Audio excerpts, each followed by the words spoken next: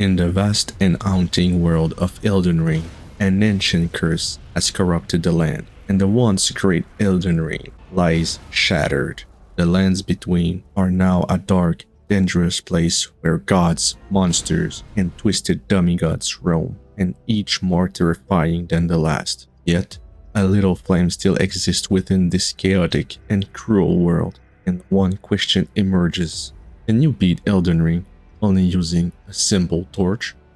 The rules are simple. I cannot wear any armor, summon any help, or use any throwables. The only weapon I'm allowed to use throughout the game is a torch.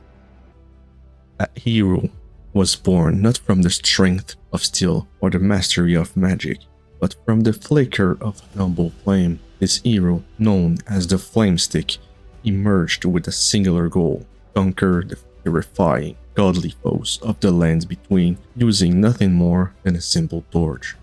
As soon as I arrived in the beautiful land, we stumbled into the chaos of this world. A huge foe was already waiting for us. We don't have our torch yet, so I went straight to the vendor to purchase our Flame of Hope. Now our weapon acquired, the real game begins. Let's try to take down the tree Sentinel.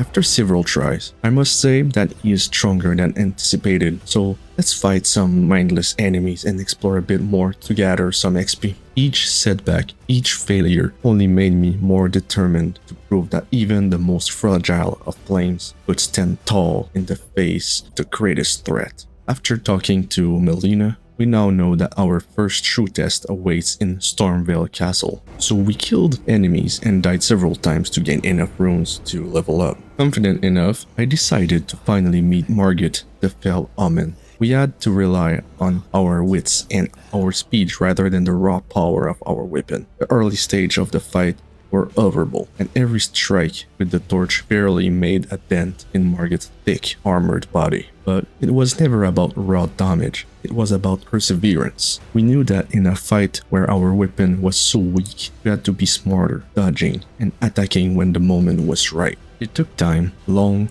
grueling hours, but the victory was finally ours. Margit seemed like an impossible foe, but eventually crumbled before our tiny flame. Now we know that with enough persistence, even a simple torch would burn through the impossible. With all the loot we sold, we leveled up level 22. And it's time to take our revenge on the tree Sentinel. It took us 5 more tries, but finally managed to take him down.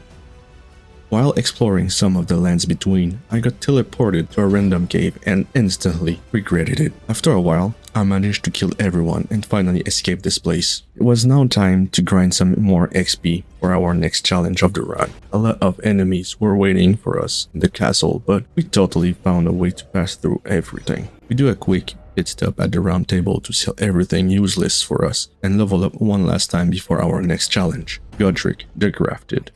I was greedy on my first try and got killed kinda early in the fight, but it was more predictable than Margit, and because of that, we managed to get rid of this atrocity on our third try, and it took us only 10 minutes. A lot of the lands between wasn't discovered yet, so we continued our journey to the Ornia Lake shore and got killed by a huge lobster. So I took another route to acquire the magic key hidden behind a little dragon. Enter the Academy of Raya. We don't take time to really explore the whole thing. We went straight to the orange dog and got hit by that stupid looking wizard entering the fog, but fortunately for us, our source of light does decent damage now, and I got rid of the dog on my first try, and it took a huge 5 minutes.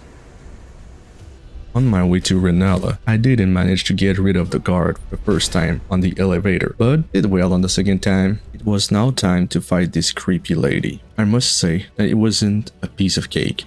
Well, hunting down her weird children was easy every time, and smashing her while she can't even move too, but I'm talking about her freaking second phase here, where she blasts like a Kamehameha straight on my face while dodging my attacks and summoning other creatures. Yeah. That second phase took me a while to play around and learn her pattern so I can get some free hits, but after 50 minutes, I finally managed to kill another main boss.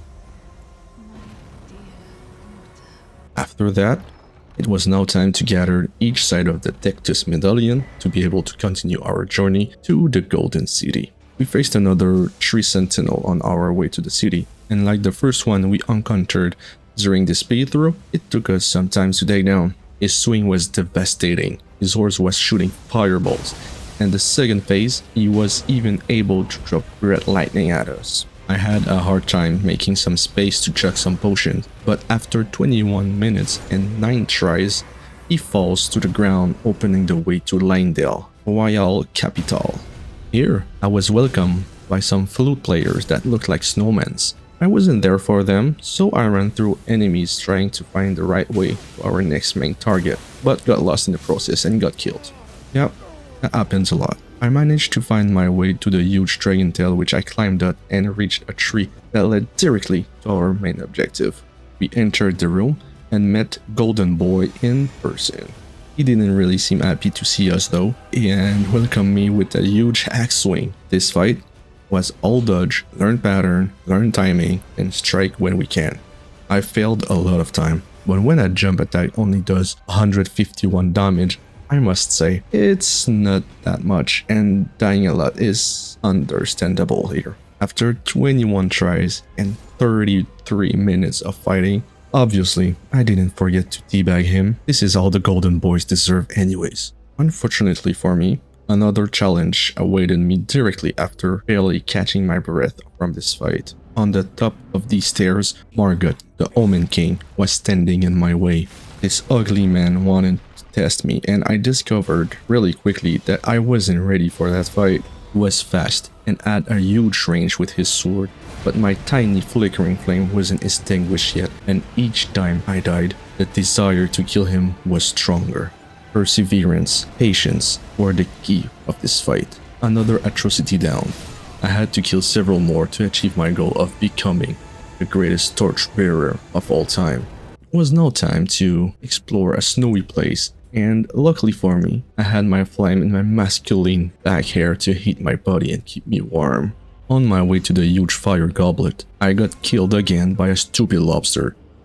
I swear those seafood are the worst. Once I passed those giant lobsters, I traveled to another mountain by crossing a huge chain connecting the mountain together. I was minding my own business before facing this enormous fire giant who threw a stupid amount of snow right at me and even slapped me with his huge shield.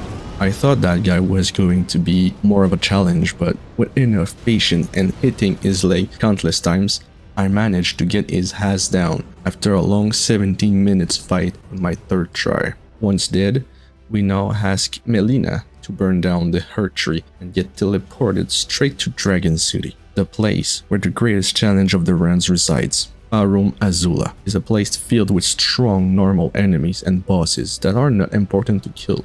So, like always, we run through everything until we enter with the greatest interest of all, where not one, but 2 bosses we need to fight at the same time. The Godskin Duo are certainly one of the hardest bosses in the entire game, because they let you have very little time to attack and very small places for mistakes. Those 2 would probably be easier if I could sleep them or poison them, but you guys already know the drill. I'm here to slay everyone with this flickering torch of mine and nothing else. I swear, that fight was insanely hard and got me killed so many times, but I finally managed to get one of them to his second phase, and things were even harder. But hopes grew, and I knew I was making some progress little by little. After more and more tries, I decided to farm elsewhere to level up and gather some smithing stone to upgrade the torch. It took a while, about like 2 hours and a half, but managed to level up to level 90 and upgrade the weapon to plus 22. It helped a bit, but that fight still wasn't easy at all. But after countless jumps attack and rolling around, I managed to kill this infamous duo in a total of 3 hours and 2 minutes. Man, I swear that was an incredible long fight. The torture wasn't over in this place full of dragons and powerful foes. There was still one big enemy I had to take down, and it was Maliketh, the angry dog. That dog has some fast move and does a lot of damage. I had to be careful each time I wanted to hit him.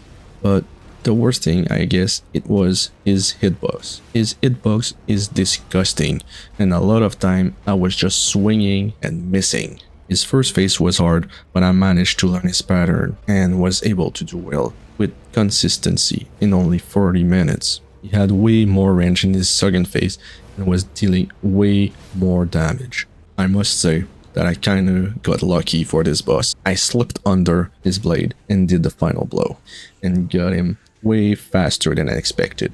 It was now time for us to go back to the Golden City, but this time it was destroyed and ashes were falling from the sky. We entered the room where we fought the big axe golden boy before, just to see Sir Gideon waiting for us. I thought it was going to be an easy fight, but this guy is full of randomness and bullshit. He was just spamming his spell over and over again and gives me little time to approach him to deliver some damage. Gideon really pissed me off, but I took him down after a really painful time of an hour and 10 minutes. And because we are really close to beating the main story, the last 3 bosses are back to back without almost any time to catch my breath between them.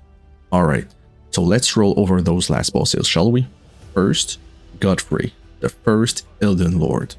The time we took learning his pattern when we fought his golden form was more than useful. I was able to dodge and punish him with some strong attacks quite easily in his first phase. In fact, I was able to bring his second phase only with my 5th try, but the real challenge started with this second phase. This phase was harder and I worked hard, but in the end, he was no match for the man who can wield the torch like no other one. The main event of the run was now waiting for me.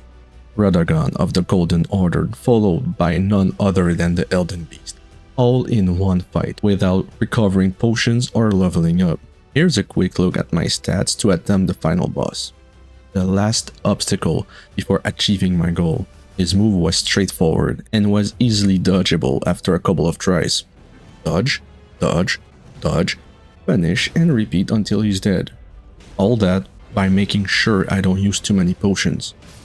Once I mastered Radagon, I learned that even the Elden Beast was able to be staggered after a certain amount of strong and jump attacks. His stagger time was long and I have enough time to do at least 4 fully charged strong attacks before he moves again.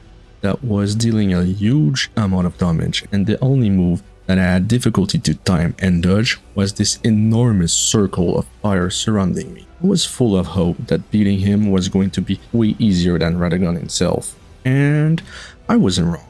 I was able to take this huge monster only on my 3rd attempt. And this is how you beat Elden Ring, only using a simple torch. I hope you guys liked the video, and if you did, don't forget to smash the like button right now and subscribe to the channel. Don't hesitate to comment down below what challenge you want me to do next. Thank you everyone for watching. As for me, I will see you in the next video. Bye bye.